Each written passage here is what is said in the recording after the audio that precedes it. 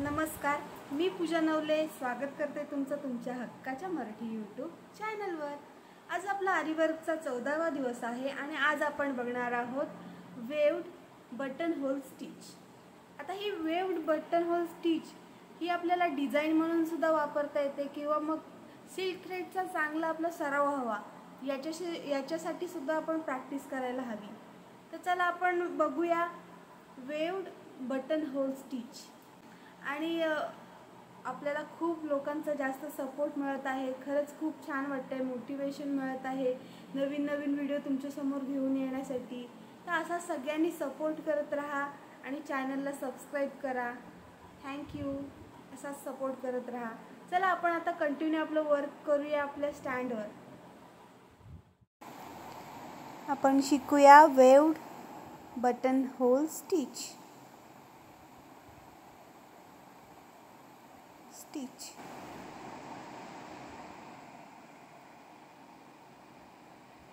बघा, मी आता 4 लाईन आखून घेते।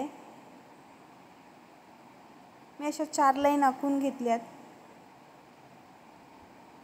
तुम्ही 5ही घेऊ शकता, पण मी सध्या इथे 4च घेते फक्त प्रॅक्टिस दाखवण्यासाठी।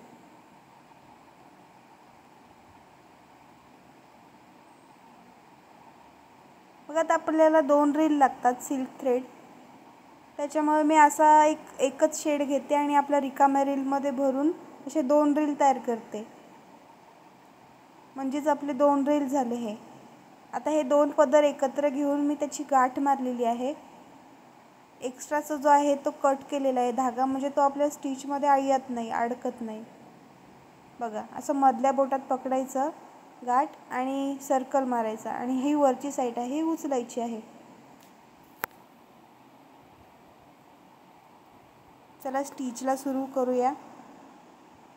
बघा, मी पहिला टाका काढला, त्याच्यानंतर तो लॉक स्टिच दिली। आपण कधीही टाका सुरू केला की पहिली लॉक स्टिच देतो, नंतर टाका पुढचा सुरू करतो। बघा, आता दुसऱ्या लाईनीवरून मी रिवर्स टाका खाली आणला पहिल्या नंबरवर। आता बघा, पुढे स्टिच दिली, पुन्हा आपण 3 नंबर लाईनवर जायचं आहे। तिथून टाका घेतला, रिवर्समध्ये खाली आलो 1 नंबर लाईनवर। पुन्हा पुढची स्टिच घेतली। आता आपण जाणार आहोत 4 नंबर लाईनवर। तिथून एक टाका घेतला, रिवर्समध्ये खाली आणला लॉक करण्यासाठी।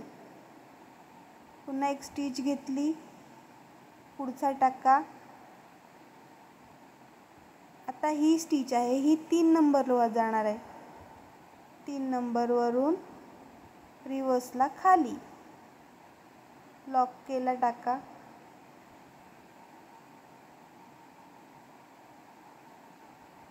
पुन्हा पुढची स्टिच घेतली, पुन्हा 2 नंबरवरून एक टाका काढला, रिवर्समध्ये खालच्या साईडला लॉक केला।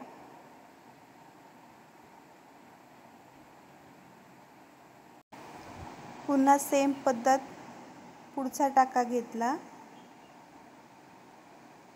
तो 2 नंबर लाईनवर नेला। 2 नंबरवर टाका घेऊन खाली 1 नंबर लाईनवर लॉक केला। पुन्हा पुढची स्टिच दिली। आता गेलो 3 नंबर टाक्यावर, खाली रिवर्समध्ये आणून लॉक केला। पुढची स्टिच 4 नंबर लाईनवर टाका, खाली रिवर्समध्ये आणला, 1 नंबर लाईनवर लॉक केला।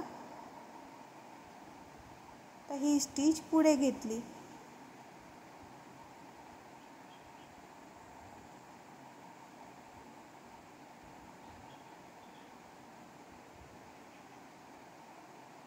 पुन्हा आता 3 नंबर लाईनवर टाका, रिवर्समध्ये खाली आणला, पुन्हा एक टाका दिला लॉकचा, पुन्हा बाजूला स्टिच, 2 नंबर लाईनवर एक टाका, पुन्हा रिवर्समध्ये तो खाली आणायचा।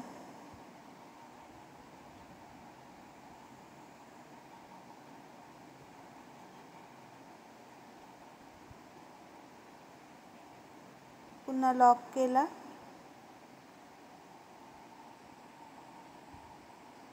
चला पुढची स्टिच घेऊया.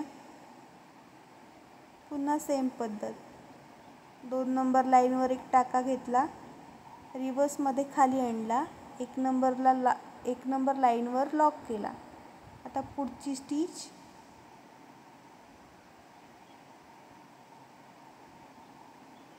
3 नंबर लाईनवर टाका घेतला, रिवर्समध्ये खाली आलो, तो टाका लॉक केला.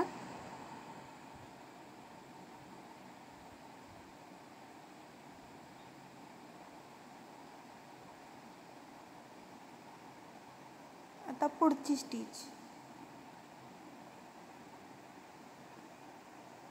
आता 4 नंबर लाईनवर टाका घेतला, खाली रिवर्समध्ये 1 नंबरवर आणला, पुन्हा तो टाका लॉक केला खाली.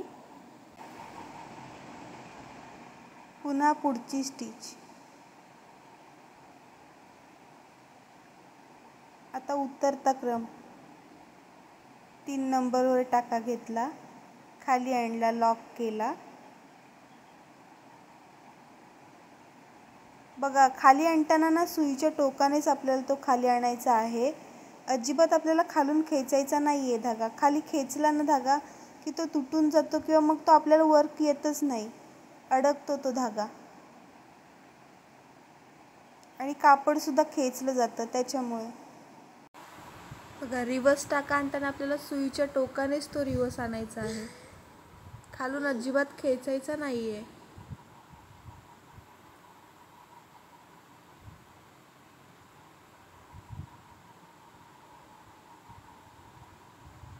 पुन्हा पुढची स्टिच दिली. 3 नंबर लाईनवर टाका दिला, तो खाली आणला रिवर्समध्ये,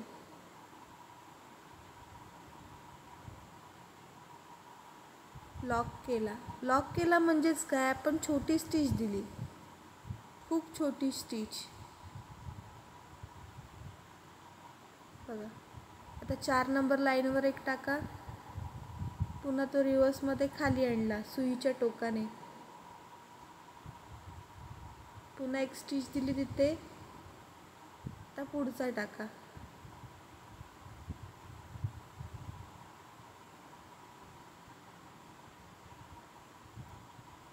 पुन्हा 3 नंबर लाईनवरून एक स्टिच घेतली, रिवर्समध्ये खाली आणली लॉक करण्यासाठी.